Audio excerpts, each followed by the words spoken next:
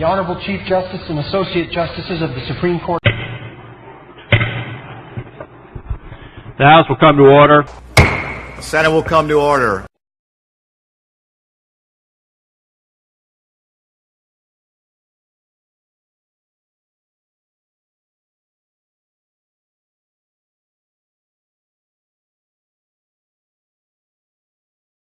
Start tab 6, Senate Proposed Bill 7120 by the Budget Committee and State Judicial System. Senator Fasano, you're recognized to explain the bill. Thank you, Mr. Chairman. 7120 creates the Judicial Caseload Incentive Plan to assist in resolving civil disputes in a timely manner and reduces legal costs. The plan allows judges that preside over certain civil cases to earn a non-recurring award of $12,000 if certain performance goals are met relating to timely disposition of cases.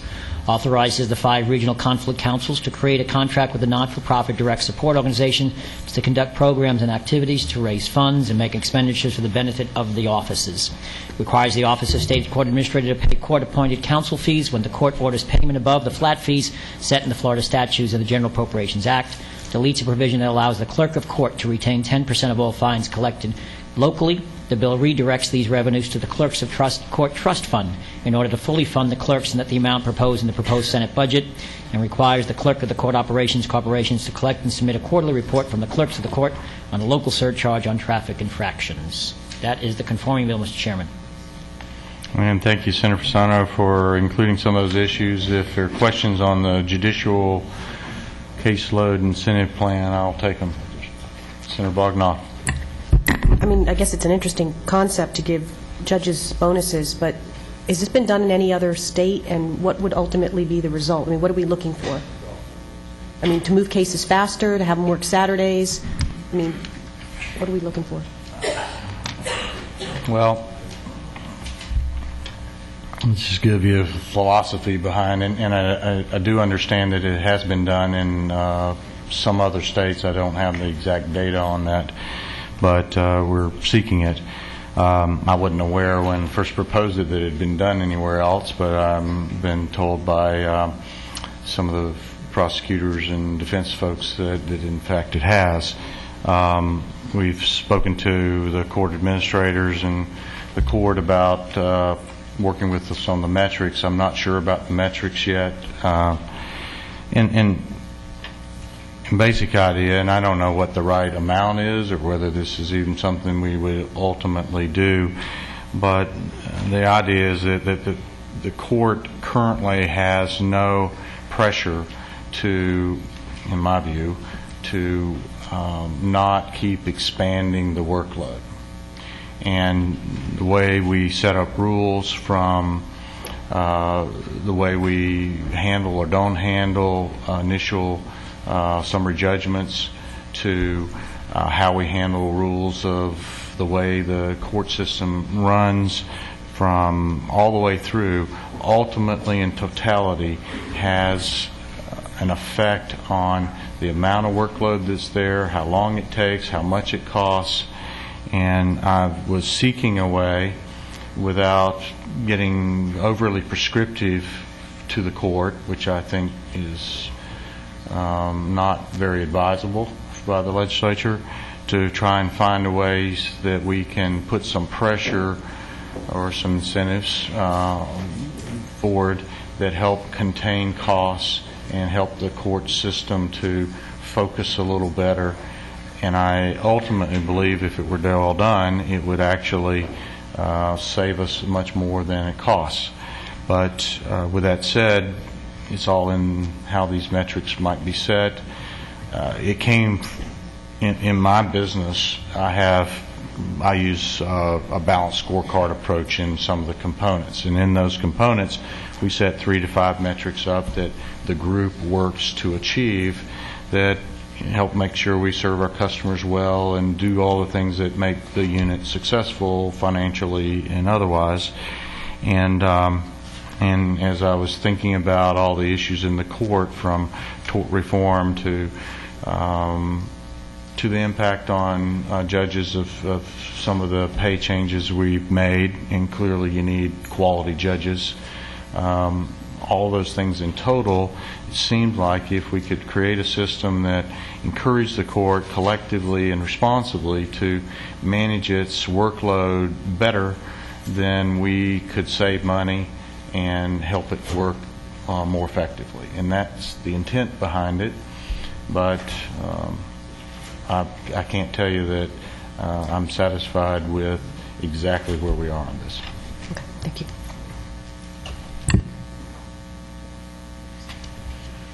Further questions? I would ask for your indulgence on the issue, and if collectively we don't bring this forward in a way where you have more confidence in it, then I would expect we will redeploy these resources into other needed areas before it's all over. Senator Simmons. Are we into debate? I guess questions. Okay. Well, I'll just save mine for debate. Okay. For debate. I have a question. I have a question. Senator Alexander, Senator Joyner. a question. You said that, I'm trying to remember what your words were a moment ago, that if we don't get to do this in something, you said we would deploy the money somewhere else, and I missed that. In other words, this is a new idea, and Well, we're writing a check, so to speak, or we're appropriating money in the back of the bill for a $60 million all-in shortfall approximately in the court system already. $12 million in the scope of things is a fairly modest amount if it could help us constrain those costs so that we don't have to write these $60 million checks. But again, I'm not satisfied with the metrics, and ultimately we may choose collectively to redeploy the $12 million or so to other from PDs and prosecutors to making up the $60 million shortfall. You know, not quite sure yet. If we can't get the point where the metrics have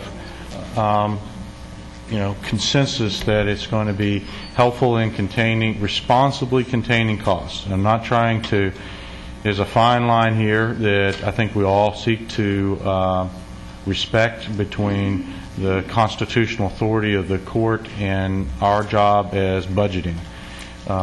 This is my effort to find a little better balance on those issues where we have a little more than just say, no, we won't write a check, but we try and encourage the court to function a little differently. But anyway. Senator Sobel. Mr. Chair, I applaud you for being creative and innovative and looking for solutions in an area where no one has even thought of doing this. But what I'm thinking is maybe it should be a pilot somewhere and see how it works, if it does work at all. Because there are people who work hard no matter what and are efficient. I mean, they don't need incentives. They just know they have that strong work ethic. And then there are those people who do need the incentive, and then there's people that it has no effect on. So I would like to, see how it would be, how effective this policy, this idea could be, but in a limited area. Yeah, well, I was trying not to have it specific to an individual judge, but to a whole circuit or to the broader circuit, because I don't think that's appropriate for us to get into what a judge does or doesn't do, and I was looking more to encouraging them as a collegial group to police themselves a little more than they perhaps do. But and I hear you, and maybe that's that may be where we want to go with the policy. I'm not opposed to that. As we've tried to develop ideas from, we've searched high and low for things that can help us get this job done a little more efficiently, a little more effectively, And at times, perhaps we've gone a little further than we need to go. But I would expect that either we'll get it a lot better here in the next couple of weeks, and I would appreciate your ideas on how to either narrow it, as you say, or set better standards, or et cetera. We've asked the court, we've asked and others to give us ideas, and it'll either get a lot better here in the next days, or we'll redeploy the assets effectively. Senator Joyner. Yes.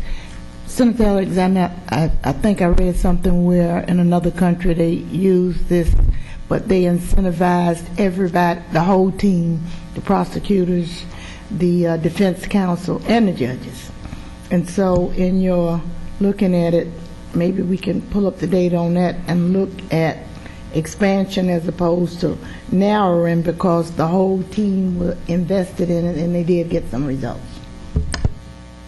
It could very well be a better plan, and it could be one we need to, as we did on one of the last issues, so we need to make an interim project of it and look at it and get all of our thoughts in it. And not opposed to that. Senator Thrasher. Mr. Chairman, I think you've created a great conversation on something that's an important policy issue, and I know we've discussed it extensively in Senator Fasano's committee, and we had some issues, and I think those have been communicated to you, and I know you're still looking at those, and so I'm certainly willing to give you the deference to continue to look at it. I think it's an important policy issue that we ought to look at, whether it ends up being in the budget or an interim project, again, of something to look at. I think it has value, and I applaud you for, again, bringing it to us. Okay.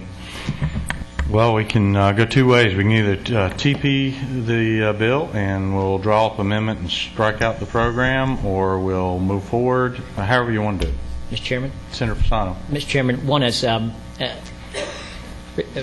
members, I would ask you not to TP it. There are some good issues in this bill, and Senator Alexander, I think, is willing to work on this issue.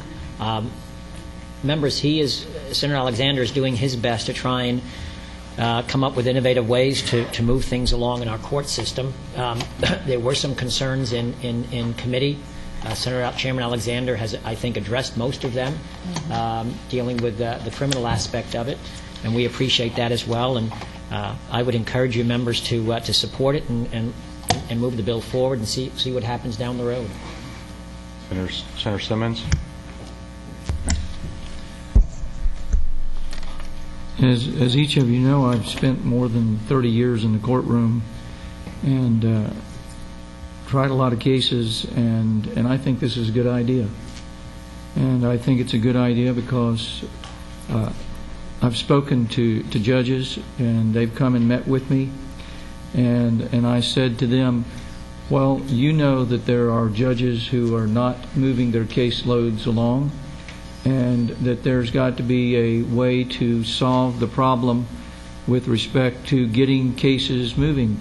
And one of the appeals judges who sat with me said that because they were trial lawyers before they were, most of them, judges, and they know that the clients finally get to the point when something isn't decided that all they want is a decision. And people want justice. They want a decision, and it is so true that justice delayed is justice denied. And a program that has the proper methodology and the proper process, so that it's not dealing with one particular judge and rewarding the judge for just getting rid of cases, but in fact deals with the entirety of the process by which a whole circuit, for example, is rewarded because, for example, summary judgments are in fact resolved expeditiously, and as a whole, if everything is looked at, that a circuit is in fact doing a good job of getting cases moving along, it ought to be rewarded. And I think it's a great idea. I think we ought to move this forward and look at it more thoroughly. As you can see from the language of the bill, it simply provides that there will be something put into the into the budget, and that we're going to actually put together a program. I asked the judges to please come back with what they propose that would work, and I know that they'll be coming back to Chairman Alexander with something that they think will work. And I believe that when those who are governed by a process are the ones who have a huge impact into how it's developed, it'll work. And so I suggest that we move forward with this. Thanks.